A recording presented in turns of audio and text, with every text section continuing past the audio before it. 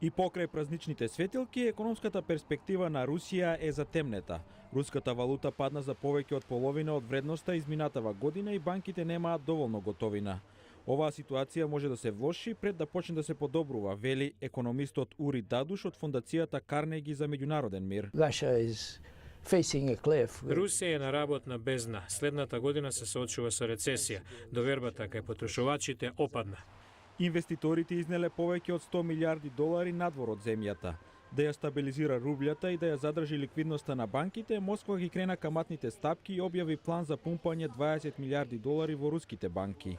Ова е заменик премиерот Игор Шувалов.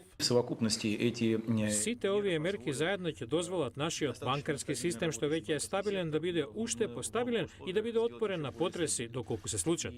Економистите ја обвинуваат Москва што не ја направила економијата поразновидна, заснована на енергија.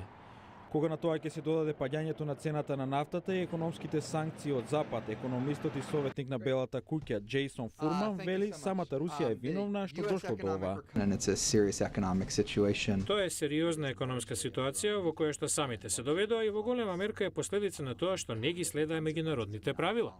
САД, кои имаат многу малку бизнис со Москва, се имуни, но трговските партнери како Кина и Европа веројатно ќе бидат погодени. Доколку цената на нафтата не порасне брзо или председателот Владимир Путин се предомисли за Крим, економистот Дадуш вели дека ќе треба да траат години за Русија да се опорави. Сме биле и во полоши ситуации. Рускиот министер за надворешни работи Сергеј Лавров вели дека е малку веројатно кризата да трае толку долго. Ако историјата е патокас, тој вели рускиот народ и економијата ќе излезат од кризата дури посилни од порано.